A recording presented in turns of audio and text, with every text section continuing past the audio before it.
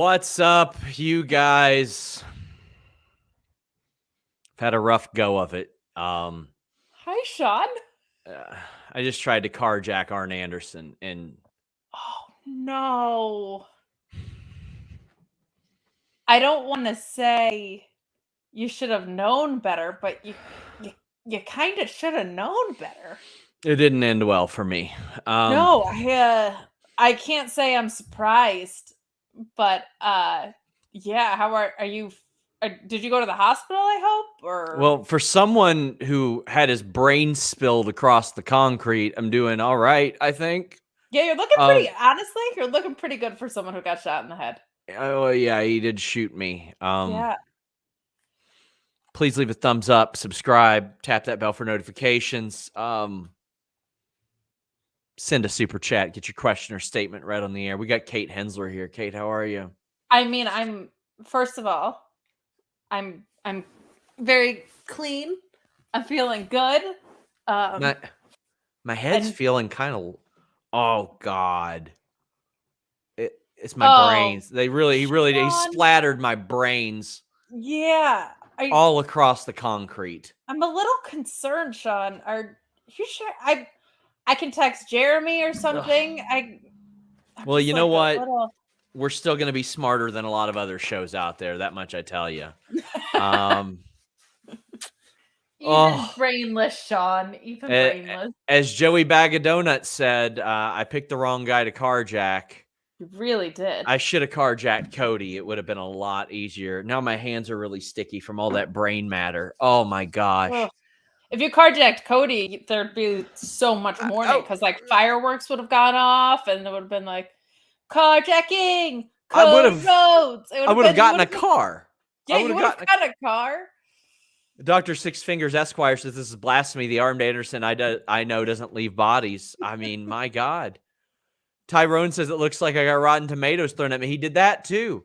He threw tomatoes at my insult to injury. Love how Punk and Bryan Danielson are circling around the same opponents. Did Arn punch me in the eye after he shot me? Yes, he did. He did, and then he stabbed me in the face. He probably pistol whipped you. You just didn't even know because you were probably knocked out at that point. Oh, if Arn needs someone to clean it up, Cleaner Girl Kate is here. Oh, my God. Well, fortunately, you've been around to help me clean up some messy situations lately. Leave a thumbs up, guys. Boy. We are here to talk AEW. We are here to talk SmackDown. Leave a thumbs up. It would help us an awful lot.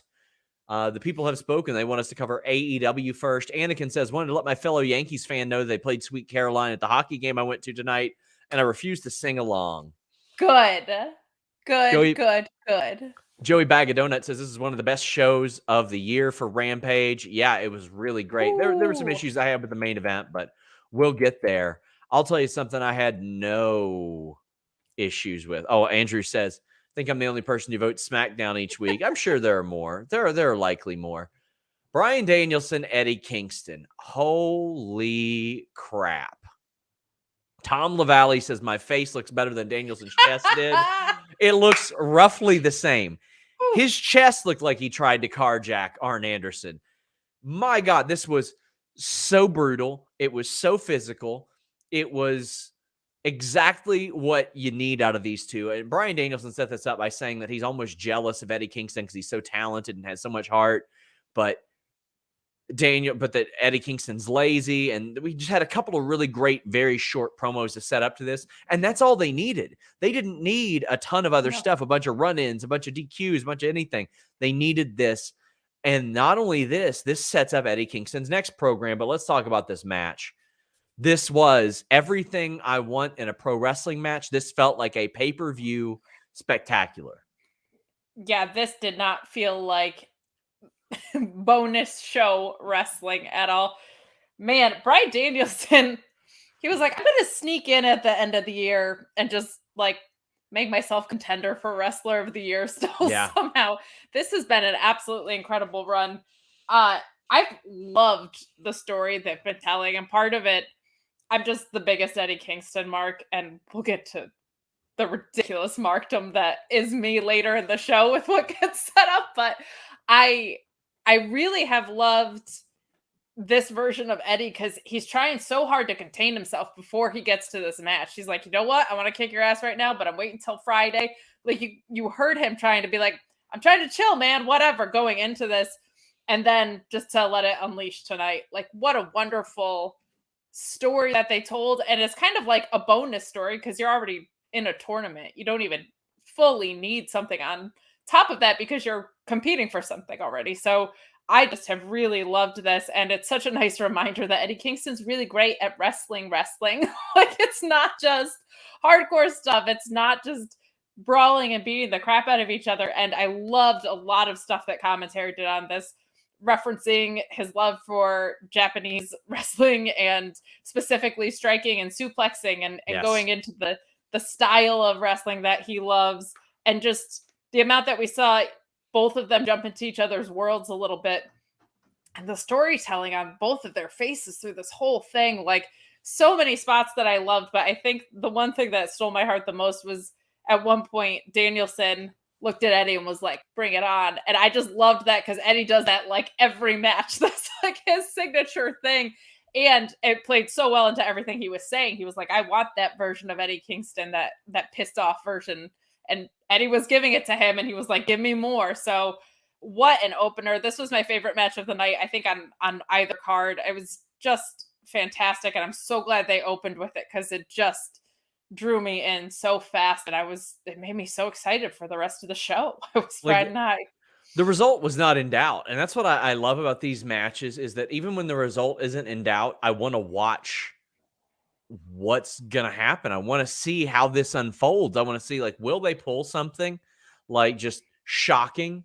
Like, how will this work? And it just became an amazing pay-per-view quality match. And okay, pay-per-view quality shouldn't be a thing that we say. Like, matches should be like that. And that's how this was. And we saw it go from brawling to technical wrestling, to them both on the top rope and going into a back suplex. It was so good. And just as this match went on and on and on, Bryan Danielson, whose chest has been conditioned, we could say, still getting busted up like that was just unreal good. This was so good. So good. Shot Kid 29 says Rampage was an example of why I love AEW. 3 matches that felt completely different and each was fun. But let's be real, it was the Bryan Kingston show. The main event is the first match on Rampage. That's just the way it is. That's how it's always been. Bad one, Jam Beard says Bryan's chest was redder than Kate's meat mask. What? Did you not watch Sour Graps on Tuesday?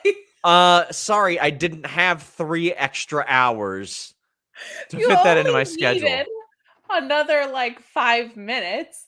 I was Yo Gabba Gabba Ghoul, and because I'm authentic and I love this business, I got actual gabagool and I super glued it to a mask and I held it up periodically through the show. But here's the thing, did not smell great.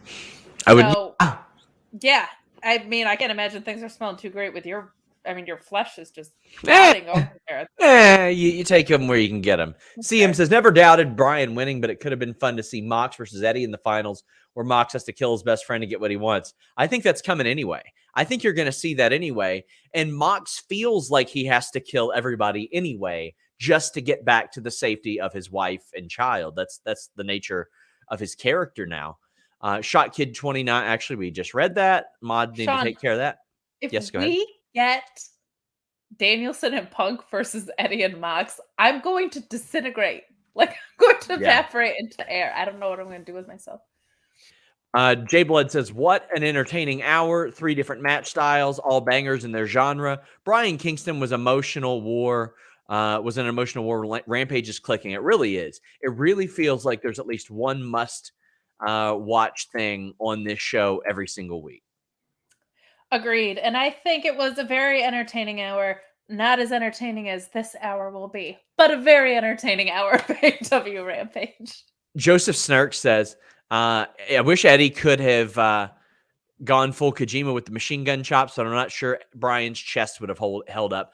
Well, he did try early, and Bryan was like, no, you're not doing that. I love that he stopped it. I do love that he stopped it, and he went for kicks on his own. Dan Janoff says, good God, Bryan's chest. I'll take Kingston versus Punk to go, please. Dante's a star, and those thumbtacks at the end were crazy. Another great Rampage. So this match happens. It was a great match. Bryan just continues to use any number of things as a finish. And I dig that. Dig that. Sean Blanford brings up what happened after. CM Punk's cutting an interview, and Eddie Kingston interrupts it. And he says, if this is how they set up Kingston versus Punk at Full Gear, I'll be a very happy man. Keep cool, gabagools. Oh, boy. What a match to set up. Again, one where the result is not in doubt. But I can't wait to see this. This is going to be a big test for CM Punk physically to be in there with Eddie Kingston, because Eddie Kingston is going to bring it the same way he just brought it to Bryan Danielson, Daniel Bryan, American Dragonson. Yeah. Yeah. He's going to bring that to CM Punk as well. I loved how they set this up. It's common sense. It's easy. It won't take more than a couple of segments. Eddie Kingston can cut some really great promos about CM Punk's absence and how during that entire time he was working to get where CM Punk just walked into. Oh boy, I can't wait for this. So CM Punk was my favorite wrestler from when I started watching in real time, right? And then my favorite promo after Punk had left switched a few times, but it was definitely Eddie Kingston once AEW started and he started digging in there. This warmed my Mark heart so much to be getting this. And I'm kind of really digging this version of Eddie, because I think he's trying so hard to rein himself in. Like, I love that. It's such a different heel than he was before he turned face with Mox. Like, it's another iteration of him, but it doesn't feel like they're flip-flopping him back and forth between heel and a face, because he's just there to kick everybody's ass. It doesn't take much to pivot him one way or the other. And I also just loved the way that they set this up. I haven't seen that done in wrestling a ton, where he's kind of like off camera and it's just shouted and like it distracts Punk from the interview he's in. Like, that's a pretty unique device that we don't see a ton when someone is just like interrupts and breezes through and it's like, hey, what the hell are you doing? Normally it's this like, I hate you and I hate you and someone's in the middle of us. So this is the most marquee feud for me. This is like they made this for Kate, but I also just liked the way that piece of it was executed. And there were a lot of people that tried to break it up. Dr. Sixfinger says the concern in Ruby's voice got me real good. I like this. It's like, not just dudes are going to be around. Like, other people are going to be around. Oh, man. We've got Sarah Small saying, AEW is amazing. Bryan Danielson is my fave. Going next week to Rampage here in St. Louis. I'm excited. Well, you should be, because it's a very, very fun live experience, Sarah. You're going to really, really enjoy it. There's a lot of crowd participation as well. Baller Lasagna says, I was at the show at Boston. The reports of people leaving were overstated. Bryan Eddie was match of the night and got reaction of the night. I don't usually concern myself with that. I mean, sometimes people beat traffic. They're beating weather. Not something I see as a big story unless like everybody leaves. Yeah. Go ahead. Sorry. Yeah, AEW tapings are a long experience if you go there for dark and then watch the show and then you stay for Rampage. Plus, it's a weekday. So if you brought your kids, like, it's not crazy to think you might need to leave early if they have to get up the next morning. Chris Rain says, love how they didn't continue the interview with Punk. It's like production knew. They're like, hey, we just better cut our losses here. This didn't happen the way we wanted. It felt so natural. That whole thing felt so organic. I loved it. Eloquent says, inject Punk Kingston into my veins. The promos are so good. And Jay Blood says, the Punk Kingston dust up, how it felt like an event being captured, not a segment being staged, is the feel AEW should constantly aspire to. So before Eric Bischoff went back to WWE, I was like, what do you look at in the WWE product and you think they should change? And he said, I think they're too polished. He said, good production values is a very good thing. He's like, but nothing feels spontaneous. Everything feels like it was supposed to happen, like it was scheduled to happen, like it was scripted to happen. Like there's nothing within the common sense realm of unpredictability that they follow. Like Retribution popped up. They didn't cut the cameras or anything like. I mean, they did some wide shots and stuff, but it's like they'd probably just cut the feed if somebody was in there with a chainsaw in the ring. Yeah, I would hope so. John Kelly says, "Is that the Glock hand of Arn Anderson behind you?" I mean, my past has haunted me. What can I say? What can I say? It's what it is, man. Sarah Small says, AEW, I'm going there next week in St. Louis. You guys are amazing. Thank you so much, Sarah. We really appreciate you. Real fun live experience. You're going to have a good time. It's so much fun.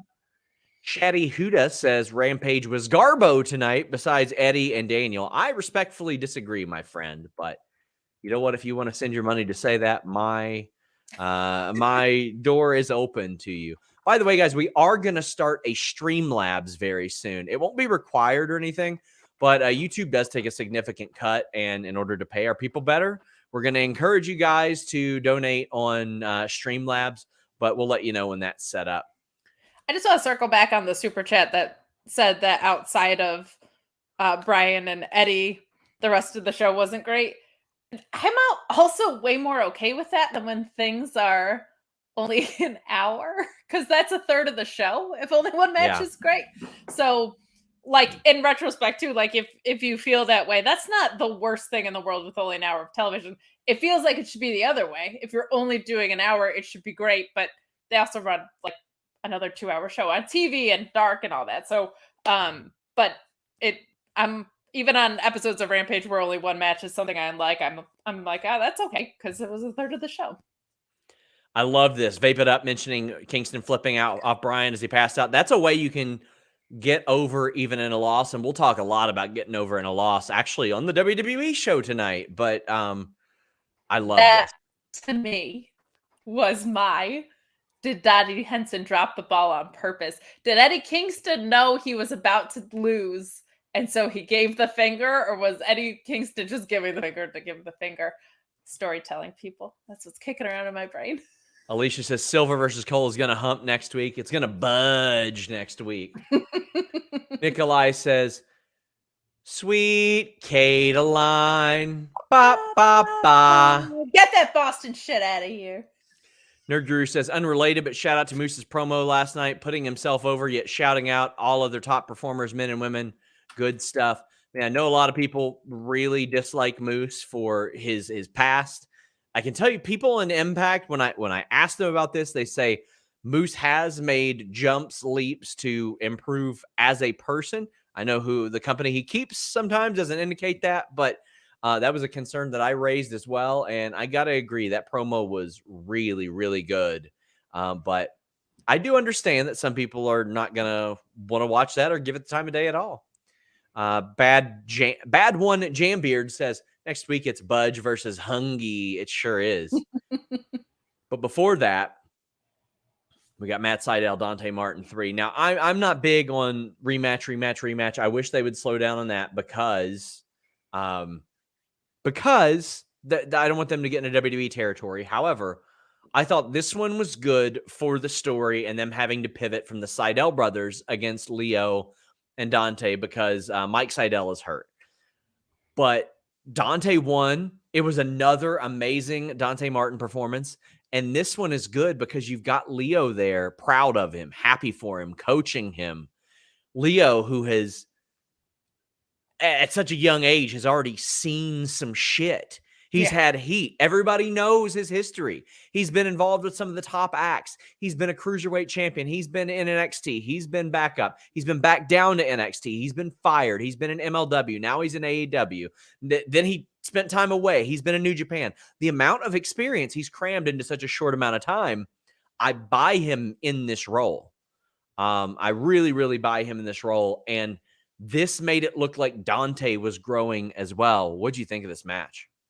I really liked it, and I've liked what Leo Rush has done since coming to AEW in this managerial role, not just for the experience that you said, but he's kind of acknowledging this idea that he has to earn his keep, which I love because so many times managers are like, hey, I'm a manager now. Or just like, hey, you should trust me for reasons.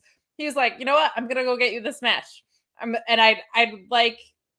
sure it's going to turn underhanded, sneaky at some point, but I like this approach and he makes it feel very real. And even though he hasn't been in the business that long, Dante Martin's so young that I still buy into this idea that, like, all right, he doesn't have to have decades of experience like a lot of guys here to be able to show me something. So I agree with that. I think Sydal is just, man, what a valuable asset to this company. Like, he can Yes. just work with anybody, and someone like Dante, he probably sees like his early career self in Yep. a little bit, so maybe a lot of it. So I think this match was great. I'm not big on running stuff back either. I think this had a lot to do with the injury, but if they're gonna give it to us, at least they have escalated the story in Sure. some way. So this was great. I thought it was wonderful. Bad one, Jambeard says Eddie beating Punk at Full Gear by cheating would be great to complete his heel turn and would give Eddie a lot of good heat. I feel like Eddie can just be Eddie. Like, Eddie is all right doing what he's doing. I feel like Moxley is leaning into the heel stuff, and that's what I like. We got Velvet Sky versus the Bunny next week as well. Wanted to mention that. But our main event, Abadon, Britt Baker. Now, somebody whose opinion I do respect said, "Did we really need to watch or see this match?" Hear me out. Even though this match, there were spots I really loved, there was a lot I didn't like in it, but the match had to happen because otherwise, Abadon has barely, I don't think she's lost in like 10 months. She's like 16-1 or won 17. I don't think I said Red Velvet Sky instead of Red Velvet, by the way. Red Velvet is facing Bunny. I didn't even Thank catch that. God. Thank God it's Red Velvet is what I'll say. But Abadon needed to face Britt Baker because otherwise, why wouldn't she get a title shot? And this, at least, is not a championship contenders match that actually isn't a top contenders match. This, for Abadon, was a top contenders match. And she is not the most polished wrestler in the world. There were some bad spots. You could tell they were killing time. They hit a rough-looking stunner, bad-looking stunner from Abadon, and they cut to commercial shortly after. So they killed like the first 5 minutes of doing like the typical indie wrestling, like local show main event, like, oh, I'm going to hide out of the ring, get back in, the old Zabisco stuff, and then go into a commercial. Then when they came back, they had trouble breaking a table. I don't give a damn if they have trouble breaking a table. That looked cool as hell to me, Kate. But twice. Twice. That's the problem with that spot, is I feel like when tables don't break, it always looks cool because the performers are expecting them to break, so they go at it really hard, which is so bad from the like performer's health aspect, but always looks real cool. So yeah, I'm not the biggest into Abadon because I feel like there's just a ceiling there.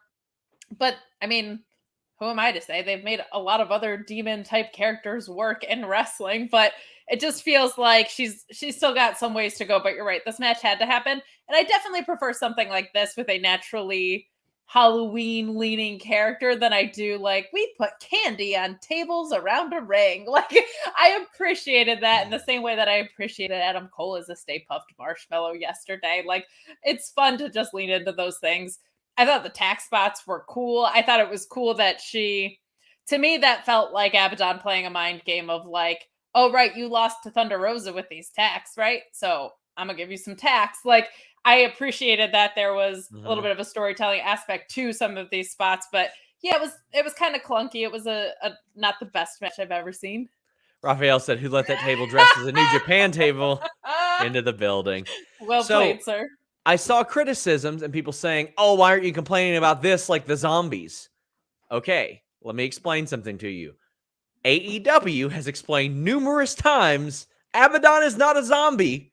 She dresses like a zombie and thinks she's a zombie.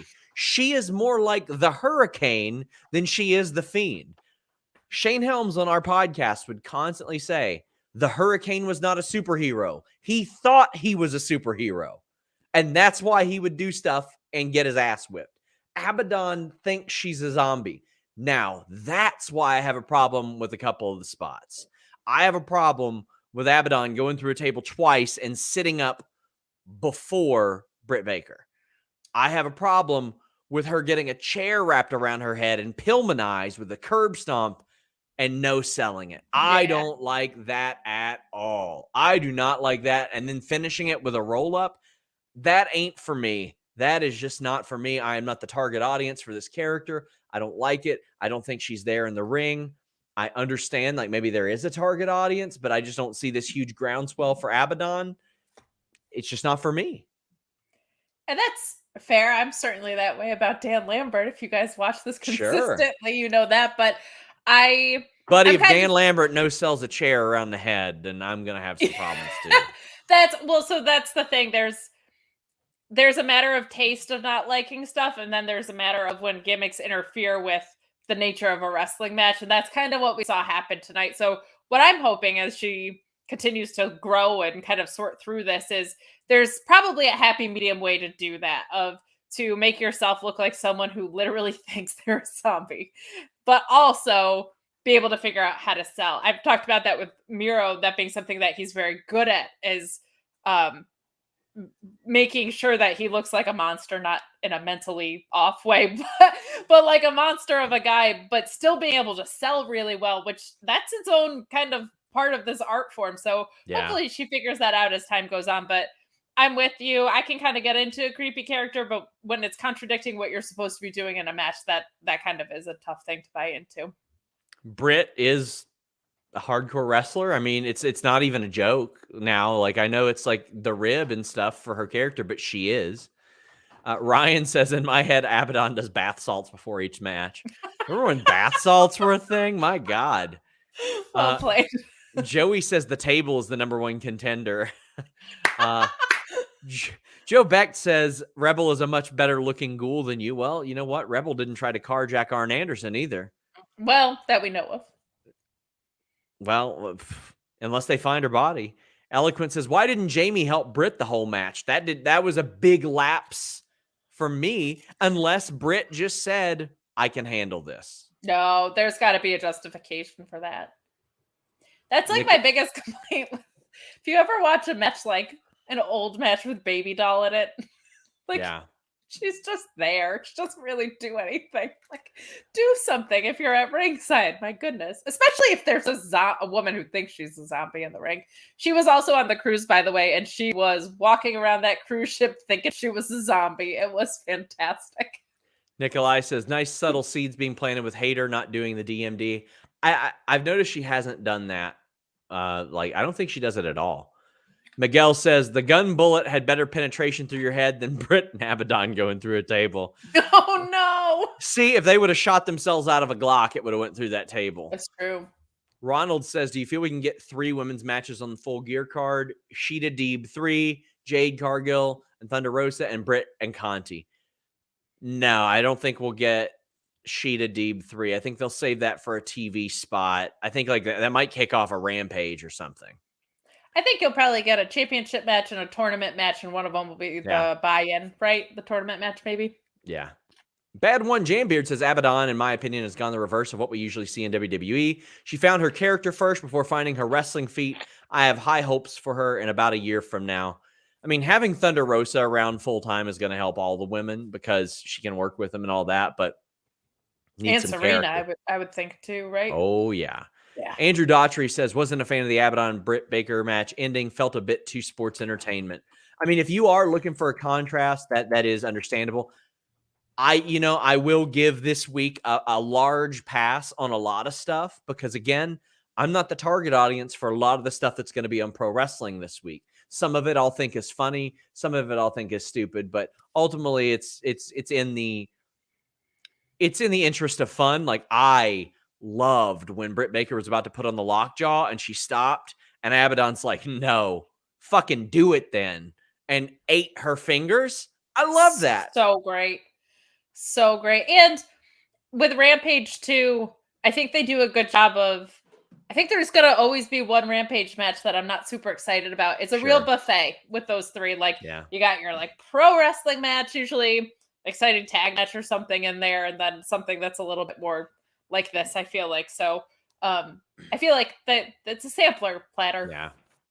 Josh says, awesome Rampage tonight. Eddie Danielson was a brutal war. Sydal Dante was an athletic showcase. Abadon Britt was a fun, hardcore match. Love Abadon. Hey, like I said, I'm not the audience for it, but maybe you are. Jay Blood says Britt's facial performance out over everything about Abadon's character that they need the audience to buy, or put over everything that they need to buy into. She's so good at this aspect of the game. Finding the camera and maximizing the camera is the best. She's really good at that. Unreal. Well, we're really good at magazines, you guys. Check out FightfulMag.com. We've got the newest issue up for pre-order on Monday. I don't have the overlay for either one of them as of yet, but Darby Allin will be the cover athlete on the next issue. We've got an article by Shaza McKenzie. I got an interview with Dominic Mysterio. Check it out, FightfulMag.com. And we still have all of our other issues up there. And this is evergreen content that you guys are going to love. Video games, mailbag, all kinds of cool stuff. FightfulMag.com. Well, WWE Smackdown. You guys can still send super chats about AEW as well. That is completely fine, but we're going to talk Smackdown. And hey, how about we talk about this? FightfulSelect.com had a bunch of exclusives on tonight's Smackdown, including the special ref, the main event, what was kicking off the segment, interesting name that popped up at the beginning of the show. And we're going to have a producer list tomorrow, FightfulSelect.com. In addition to that, 7 weekly shows. Today we dropped the Figure Hall episodes. So check that out. We've got dozens of episodes of each show, FightfulSelect.com. I loved the first half hour of SmackDown. Holy crap, did I love it, Kate Hensler. Well. I'm glad you did, because I didn't love it that much. Oh, well, you know what? It's okay to be wrong. Wow. Charlotte comes out. She cuts a promo. She's joined by Sasha. The Charlotte promo is good. I'm sure she's feeling some type of way after last Friday. That was quite so towards the end of that show, you weren't here, but towards the end of that show, I'm on with TK Trinidad. Thank you to TK for filling in. Yes, thank you. And I'm saying, well, I hear some stuff just went down. Well, some stuff did go down. Charlotte and Becky got into a big argument backstage. Charlotte's there this week. Seems like everything's fine, but Sasha comes out, and Charlotte's like, you don't deserve a shot against me. I want somebody else. I want somebody new. And Shotzi Blackheart comes out. Now, from what I understand, Shotzi Blackheart, who won 3 championship contenders matches for the tag titles and didn't get a title shot, found out that her team would be split on social media. I'm sure that went over well. We heard that she was going to be a heel maybe a week ago, thanks to PW Insider's report. It happened, but she said, you want a match? You want somebody new? I'm new. One of my biggest criticisms of Shotzi Blackheart has been that her promos are too over the top and ridiculous. I thought this was way more subdued as you can be driving a goddamn tank to the ring. But I thought this was a big improvement. What did you think of the talky talk at the beginning of SmackDown? I thought the talky talk was good. I was just excited to see somebody new. And it was a good opener. I prefer when shows open with wrestling. Sure. But it was good. Sure. It got the job done. I agree with you that this was like a little bit more grounded for someone who drives a tank and howls at things. Like, probably good to get a little bit more, especially because I think it's good to be as real as you can be after like her debut and getting split up. Like, there's been so much ambiguity with what she's doing that it's good, I think, to be like a little bit more reined in and to make it very clear the purpose that you're there for when you've had like this start and stop syndrome. So she can get wild on the other ones. This is probably a good approach to reintroducing herself to the Blue brand. So they have a match. I thought it ruled. I thought it was really, really good. This was Shotzi, who we've barely seen on TV of late, who was winning tag matches before she went away, hanging in there with the champ and, quite frankly, one of the best of all time in the women's division, Charlotte Flair. To me, this is how somebody can get over in losing. To me, this was a good example of that. It reestablished Shotzi. It showed that Shotzi could hang with anybody. And it showed that she could hang with the top woman in maybe the company. How did you feel about the match itself? I kind of felt like pretty mixed on it. I thought there was a lot of stuff that was really sloppy in it. And I'm not totally surprised because Shotzi is just a maniac. So that's bound to happen. It just felt to me like there were parts, especially early on, where they were just getting ahead of themselves a little bit. Like I think Shotzi was working at a different pace than Charlotte was, and they had to kind of find a balance and marry that. Just some sloppy things, but overall, I thought the match was fun, even in its sloppiness.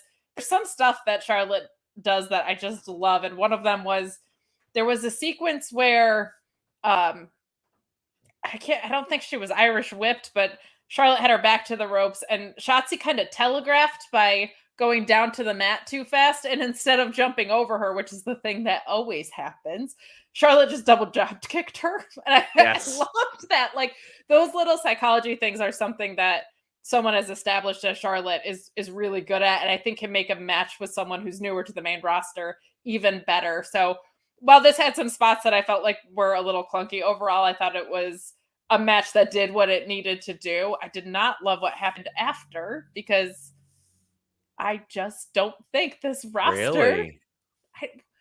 Really? This roster doesn't have like any baby faces.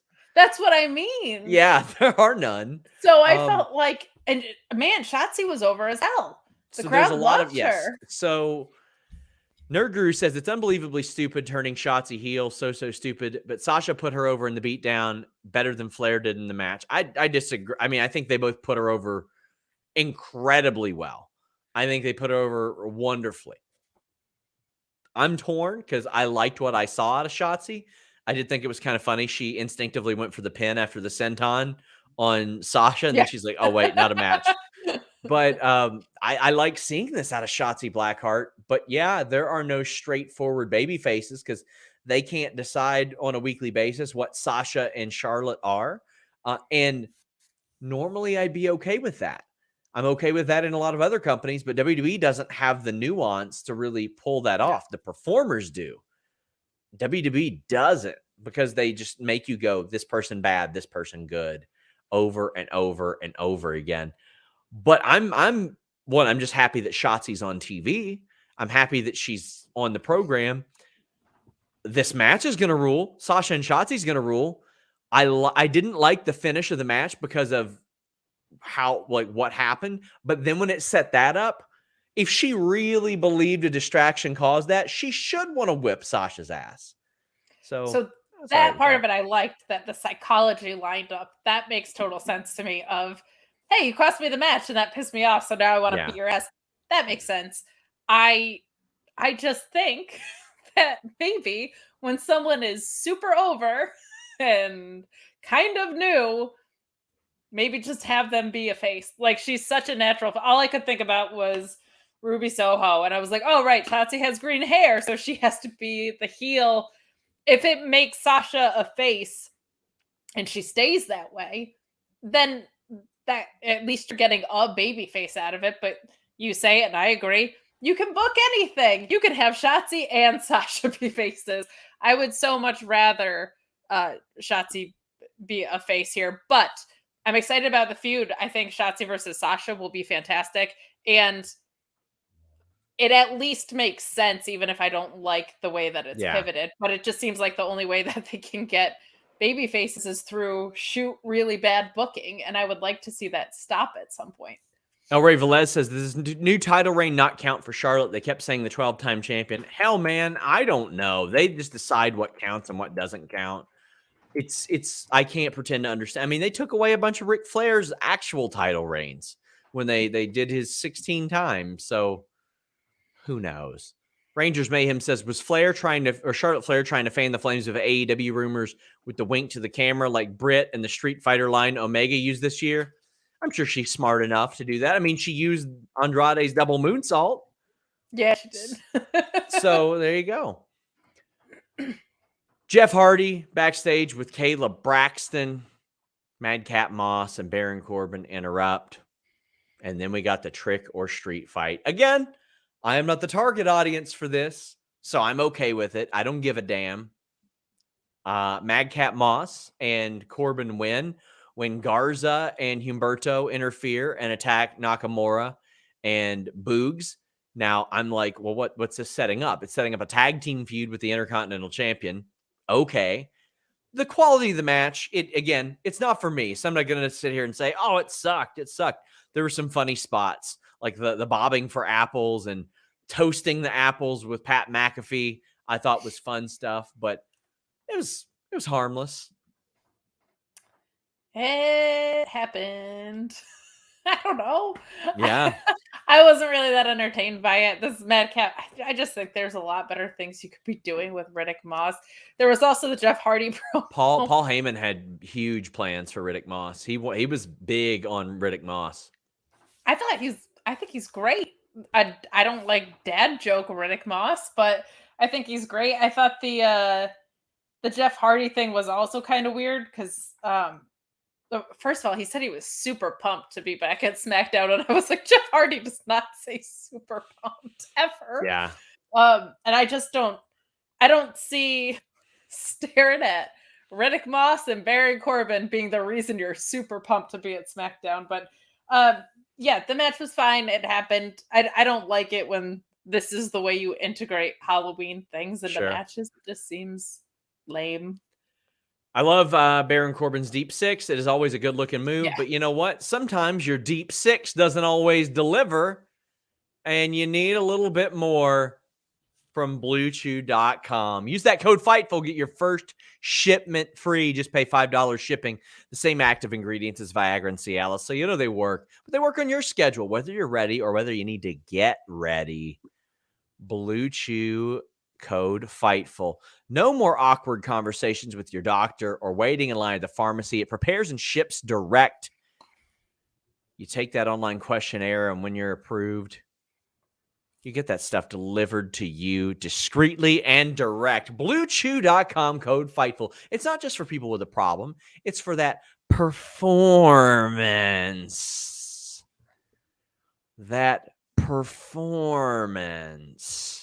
BlueChew.com, code FIGHTFUL. You know it's the jam, my friends. Xia Li video package. Cool, she's coming. When you were off screen and then came back on, I forgot about all of your flesh wounds. Yes. And then you popped back up. I am so impressed by your fortitude of making it through the show. I got it out for the people. For the people. You got it out and you brained it out. We have a Xia Li video package. That's cool. She's coming. You all know she's coming. We have the Roman Reigns video. Nerd Guru says, are we thinking the belt swap before the Survivor Series for the women? I don't see Becky and Charlotte wanting to work together, but who knows? That's an interesting question. Do you think one of them drops the title beforehand? Like maybe Bianca drops the title or wins the title and then she works Charlotte? Man, I don't know. I could see that backstage heat being just a very simple thing. I think it would be reasonable if Charlotte was frustrated and took it out in the wrong places and Becky was like, hey, you're frustrated and taking it out in the wrong places. I hope that's the case, but I would get it. If I was Charlotte, I would understand being pissed. Not the most professional way to go about it, maybe, but like, I get it. WWE has a habit of putting people together that don't want to work together anyway. And that was going to be my follow-up point too, was like, sometimes people like to capitalize off of real heat. And when professionals do it right, it's the best thing in the world, right? So I don't know if they changed title picture plans before that. 24/7 shenanigans happened during the Trick or Street fight. I'm glad it happened because it just happening on Raw does not make it much of a 24/7 title. It makes it a 1-3 title. I don't know. It never defended. So I was happy with that. But the Brock recap and Adam Pearce find him. $1 million. That is the biggest fine, I think, in WWE history. Paul Heyman's watching it, and Kayla Braxton pops up, and Paul Heyman's like, what the hell? I dug this. I mean, we know Brock makes a stupid amount of money. Why not fine him a stupid amount of money in this fake show? Yeah, I kind of was like, all right, so he made $1 million just to sneeze at SummerSlam, probably, but this was fine. I didn't need a video statement from Pierce about it. They could have just said, "Hey, we fined Brock $1 million." Like I didn't need anyone to tell me that in kayfabe. But Kayla Braxton and Paul Heyman, national treasures. Like I love their relationship. I love Paul Heyman just having to backpedal on all of these things and then turning to Kayla and being like, "It's your fault for your dumb timing," and asking me. Their relationship is just so fun and playful. And Kayla was just kind of someone who was doing a good job backstage, but now I feel like Paul Heyman's just so good at being like, "I'm gonna pull the best out of you and you Yep. and you and you," and now it's a huge part of the story. So the Pierce stuff they could have just said it. But I love everything else. That was fun. We got a Raw video package. It's probably good because fewer people are watching that show. But we have a Drew McIntyre, Mustafa Ali match because Drew McIntyre made an open challenge. A reminder, guys, get in your super chats. Please leave us a thumbs up. It helps us greatly, and it supports our show. They are most definitely setting Drew McIntyre up for another title match because why wouldn't they? And if they're going to do that, I'm glad they're getting him wins before they do it. I'm tired of just watching people go from losing. We watched 4 people who lost their last match get put in a top contender match. Now, at least they had to win that match to get the title shot. But 4 people coming off of a loss, coming out and talking about how much they deserve a title shot is weird to me. No. I want Drew to run through half the roster and be like, you can't deny me. I know I've gotten a lot of shots, but I got to face this guy. He beat Mustafa Ali pretty quickly with a double wrist lock of Kimura. Let's talk about the open challenge, the win, and the match before the promo. That sounds like a plan.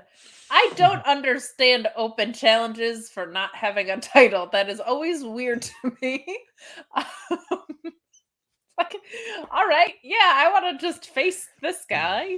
I get that he's a big deal, so it should feel important, but I was just like, for what? Okay. Do a story instead. Yes. I really, really love Ali, and I don't like seeing him get squashed. I get it. It makes sense for Drew. I thought him and Mansoor told one of the better stories over the past few months that they've had. And he was very over before he got injured and Kofi took his spot and they've never given him anything back.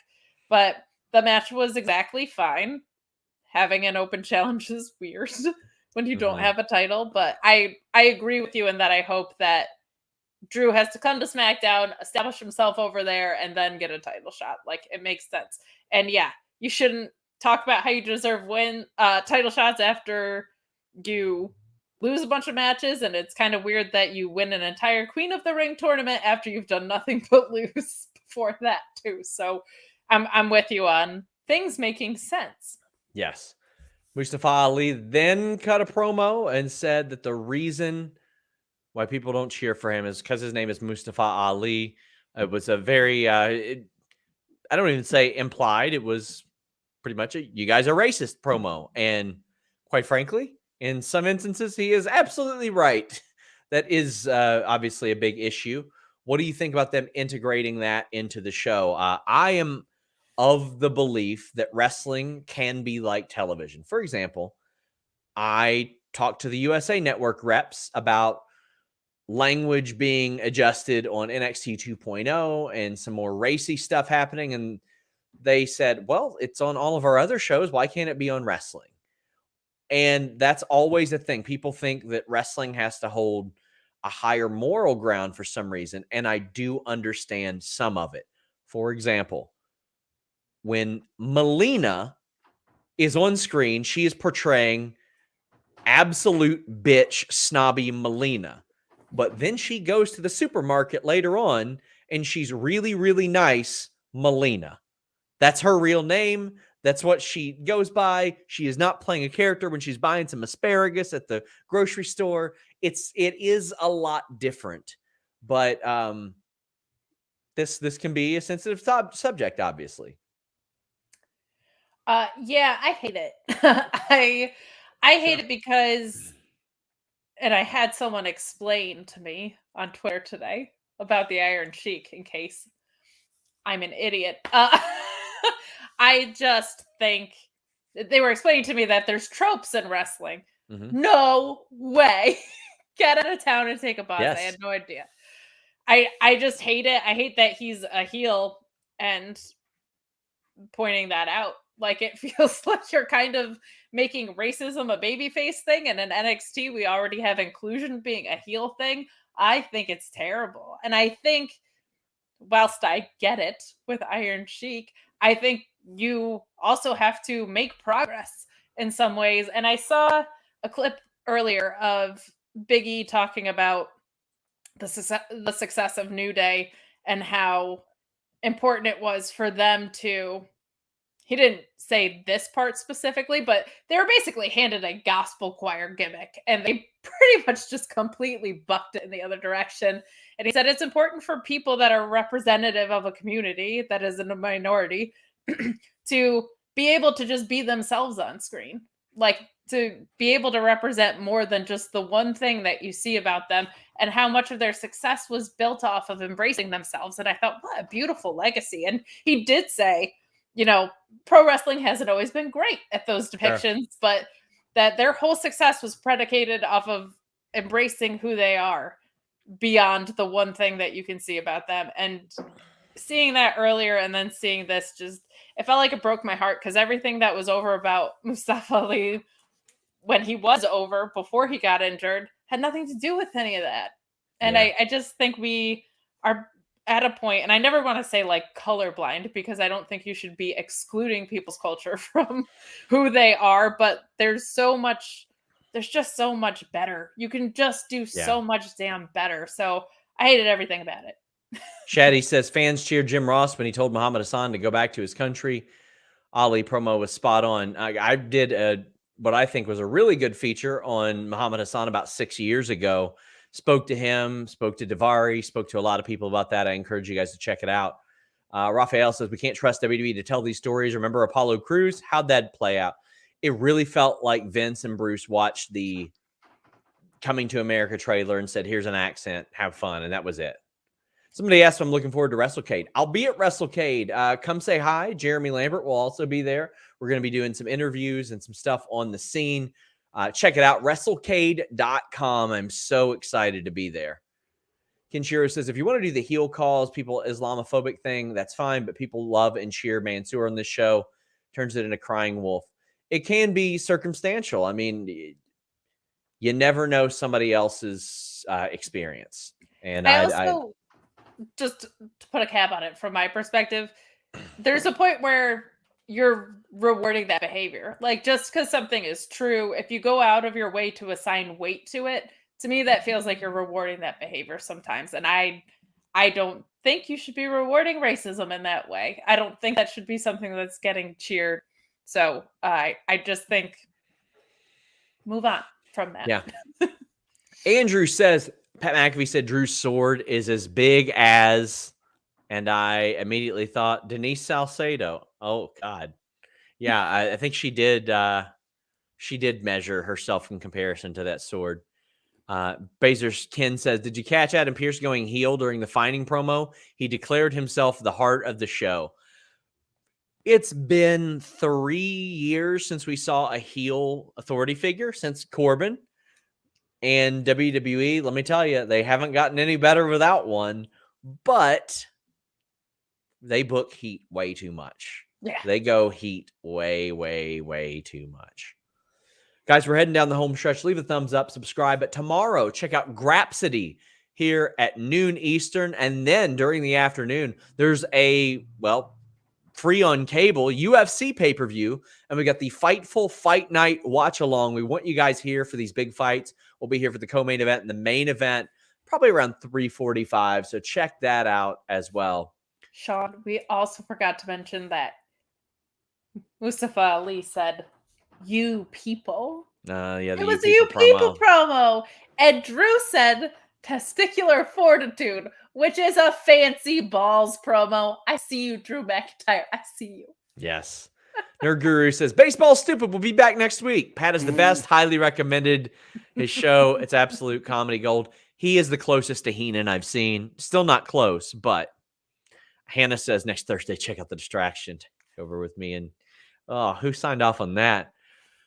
Well, Naomi versus Shayna, but Sonya comes out and she's like, "Hey, the ref, Jason Ayers, has to take a big fat shit right now," or something like that. I think he said that that's what he had to do on Twitter later on. He's like, "Hey, I was taking a big fat, creamy, gross shit, and I missed the match." Well, Sonya was the ref. She slow counted Naomi's pin on Shayna, which wasn't going to count anyway because Shayna got her shoulder up, and that's good because Shayna shouldn't have been pinned by that. But then she fast counted Naomi. I don't think you like this. I do, because when Naomi kicks the shit out of Sonya, it's going to be really good to me. Okay, kick the shit out of Sonya. It is losing steam for me so much. Like, I liked what Naomi did later, or right after, I think, where she was like, "Shayna wants it, come get it." But like, her eyes are set on Sonya. This was just like the buildup that is happening now was also happening before the last pay-per-view. Hurry up! Do the blow off. And the thing that's frustrating is, are we even going to get it at the next pay-per-view? Because they're on the same brand. And then we're heading into like weird, it's pre-Rumble, all the programming makes no sense time, like around the holidays. It's never like the best compelling programming then. So do it. Have them meet. I'm getting bored. Let's move along. I understand that. Baser says, "Can't wait for Sonya to put her hair up and square up." I've missed it. But Sonya has to get her ass beat. After all this, Sonya's got to get her ass beat. She really does. I do, in my wanting this to move along, also want to acknowledge that like there's very real life circumstances around Sonya's return. So if they need to be taking this much time, that is the top priority, 100%. But as a fan, I want it to go. All hail King Woods. He knights Kofi. So Kofi is now Sir Kofi Kingston, and it appears that's like his name now. This has happened before. There was Mabel and Mo of Men on the Mission. King Mabel, Sir Mo. I was reminded that Sheamus had knighted Fit Finlay and William Regal as well, but this is the first in a long time. So I had heard backstage there was supposed to be more to the Hit Row stuff, but them showing respect to Kofi and Xavier, I was cool with that. That was a little bit different, but I like that they did that. That was very, very neat. And the Usos were not showing respect and like wiping their feet on his carpet. It was so stupid. And I was like, all right. Then we got the match and New Day wins. It's a great match. It always is. But it's going to be like, I wanted them to get away from each other a couple years ago because it was like all the time. It's going to be all the time again. And we've already got New Day beating them. I didn't mind it. Like, I don't have a problem with it. It's just, I see where this is going to 400 matches. And there will be some people that says, who cares if they're good? Well, I would like a good story. That's what I would like. A good story with those good matches. I'm not confident we'll have that. I'm sure these four will do their best, though. Okay, yeah, they're great when they face each other. I've also seen them face each other 900 times already. And to your point, we're going to see them face each other another 900 times. I was like, they got so tired of present day rematches, they went back to the well of other rematches that they shouldn't be having again. Like, I love it. They're great. If they somehow manage to do a thing where the Bloodline and the New Day face each other, that would be great. But that just highlights to me how stupid it is that the New Day isn't all on the same program, and you could do that in Brand Supremacy season if the New Day was just all on Raw. It makes no sense. But I mean, I was like tired on this feud a few years ago, and now I'm like, oh, cool. They're going to make me get tired on it again. Great. They're all really good, and they do work extremely well together. This was a fun match, but it was one I've seen a bunch already. And Luis reminds me that it was Sheamus, Booker T, or not Sheamus, it was Booker T that knighted Finley. My apologies. okay, well, there you go. I like the match. It's good. I don't want to see it 232 times.